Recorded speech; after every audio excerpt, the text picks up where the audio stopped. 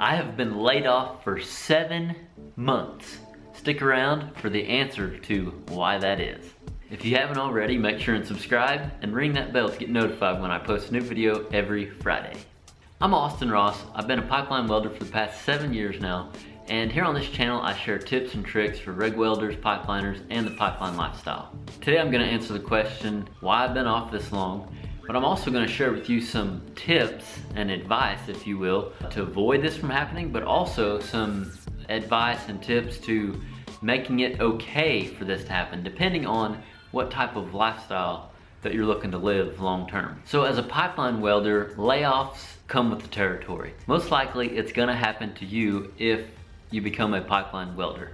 Oil field in general comes with layoffs, but especially being a pipeline welder, we seem to be some of the last ones in as far as, operators, laborers, and we seem to be the first ones to go. There's a lot of prep work up to the welding point of a pipeline job and a lot of finishing up to do after all the welding's done.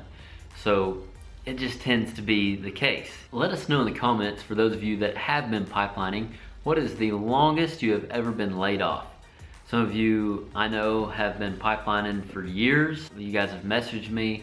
I've seen comments that say you were pipelining back in the 70s or the 80s. I know there was a real bad law, early 80s I think, so let us know in the comments what the longest is that you've been off, to kind of shed some light on the reality of this pipeline lifestyle. So the reason I've been off for 7 months now is more or less because I took a chance. The number one question that I get is, how do I get my foot in the door of the pipeline? How do I become a pipeline welder? Where do I start? Do I go to school? Do I not go to school? And the answer that I give a lot of times, along with a few other things, is take chances. Take jobs and opportunities that are going to get you closer to where you want to be. And that's essentially what I did whenever I joined the local 798 out of Tulsa, Oklahoma. That's a union. It's a pipeliners union. They do work all over the U.S. Before this, I worked non-union for 5 years.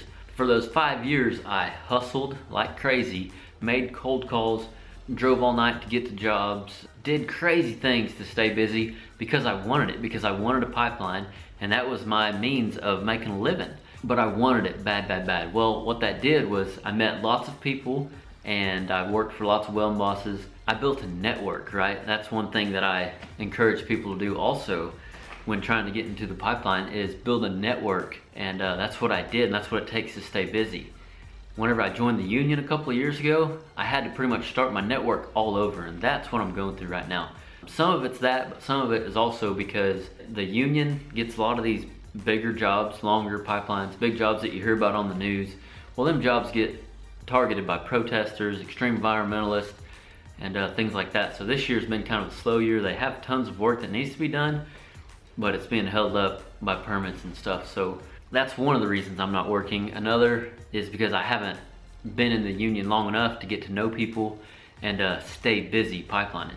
Not to mention, my personal goal is to not have to stay busy 365 days a year, or even 10 months out of the year. That's my personal goal. I'm not saying that needs to be yours, but that's my personal goal. I've talked about it in some of our vlogs. I enjoy layoffs. I enjoy being home and doing stuff, on my own terms, on my own time, doing little projects like this in my shop that I've been having going on. Be careful what you ask for, right? I've been off work for 7 months. But anyway, so that's why I've been off for 7 months. First of all, I wanted to share some tips and different jobs that I think would help you stay more busy as a rig welder. When I say rig welder, I mean mobile rig welding. I don't mean just drilling rigs or pipeline. I mean all of it together. Like when you have a truck and welder and you want to keep that truck and welder busy 12 months a year, or however long it is that you want it to stay busy. So I want to share some tips on that. My first tip is start out as a welder. Be a welder first. Learn all you can about welding, different types of welding. You got MIG, you got TIG, aluminum welding, like a stick. Did I already say that? Stick's a big one, obviously. Learn all kinds of uphill, downhill. Learn all that you can about welding, different types of welding, but also fabrication. Learn fabrication skills. That job that I had right out of high school, I worked in a shop for 3 years around a MIG gun. I learned all kinds of fabricating skills there. Learning those fabrication skills has helped me stay busy in downtimes, and that still is paying off today. It's paid off my whole welding career, for the past 10 years or however long I've been welding. I don't regret it one bit. So get any type of welding experience and learn all the types of welding that you can. Be diverse when starting out. I'm not saying you have to be diverse forever. I actually recommend niching at some point, depending on what your goals are. But at first, be diverse and be willing to do more than just weld pipe, you know. That's gonna help you stay busy and keep your truck running more and more. So that's my number one piece of advice. Number two is, once you are a pipeline welder or have broke out into the pipeline industry, if you want to stay busy more long term, you might look into like plant jobs or station jobs, or like smaller contractors. A lot of smaller contractors keep just a handful of welders, and they get with gas companies that keep feeding them work, so you can stay more steadily busy that way. If that's something that you need in your point in career, or something that you're more interested in, instead of getting laid off all the time. That's not saying you won't get laid off, but it's just more of a, instead of like, whenever I think of 798 pipelining, like I think of mainline. You go lay a mainline for anywhere from 2 to 6 months or more, and then you're laid off. You expect that, you know? And like I said, that's what I like, you know? That's one of the reasons why I joined, you know? But anyway, there's different types of things. Maintenance work, putting on sleeves, digging up old lines, putting in, that type of work tends to keep you more busy, I guess, because there's always maintenance work, right? I don't know, I haven't done enough maintenance work to know, like I'm sure you still got to get permits, but like there's already a line in the ground and it needs worked on. So like there's always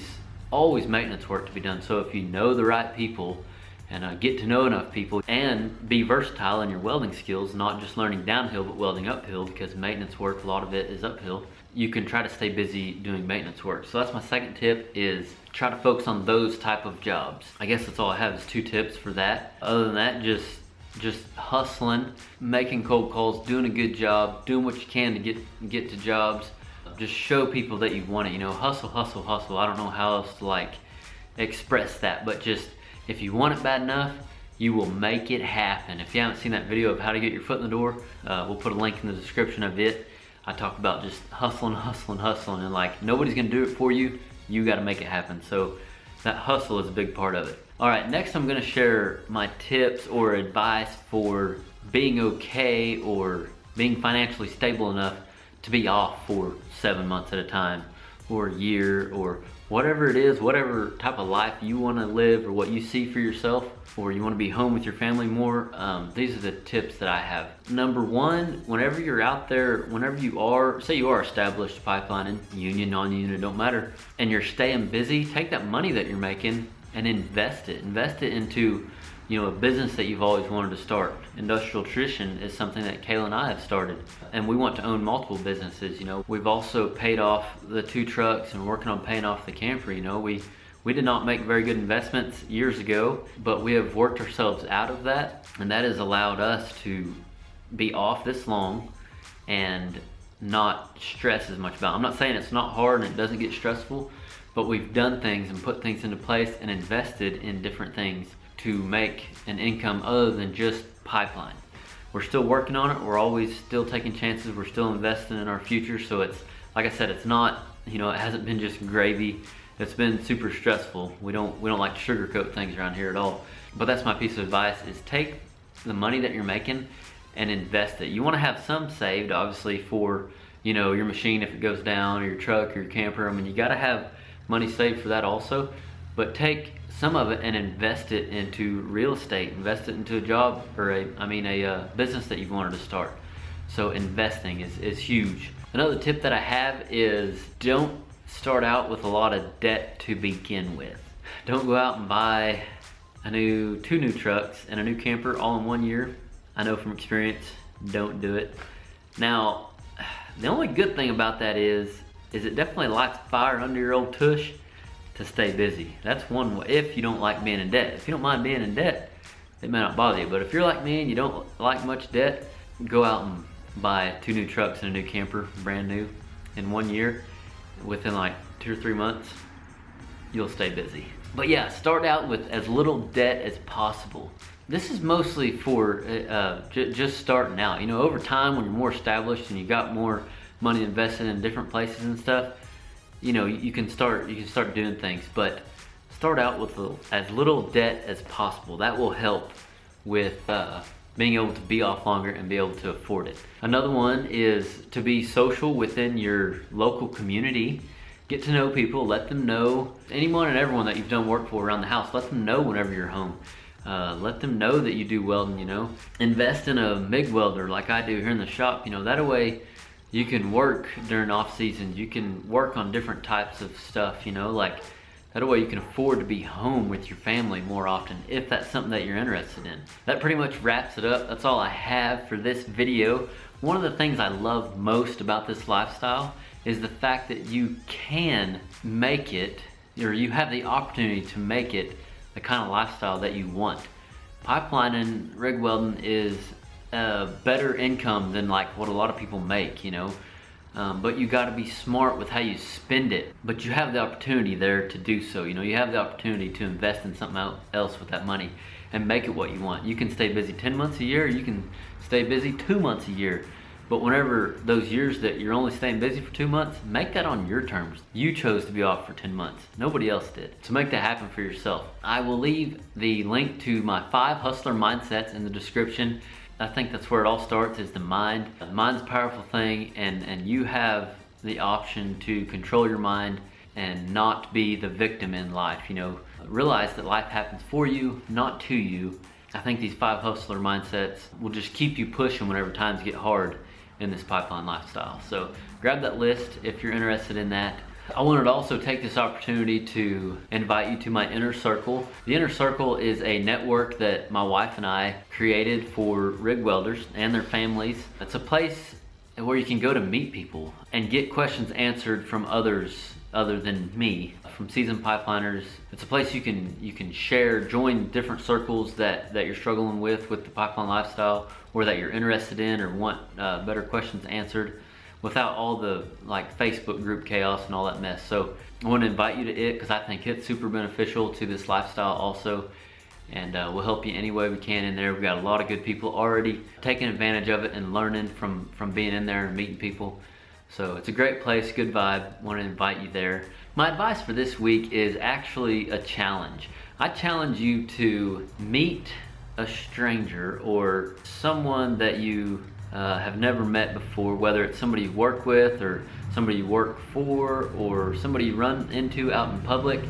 I challenge you to introduce yourself to them, but not only one person, I challenge you to do that with 3 people this week. So let me know how it goes and what opportunity comes from it. You know, sometimes I think there's opportunities right around the corner or right underneath the leaf, and all we got to do is lift up the leaf, but we don't because, you know, we're stuck in our old habits and whatnot. So I challenge you to meet 3 new people this week, no matter what your circumstance. If that means leaving the house on a Friday night, or if that means doing something different, you know, going to breakfast on the weekends versus staying in, and just meeting a stranger and get used to doing that. So that's my challenge for you. So I hope you guys have an awesome week. Thank you for watching, and remember, learn something every day.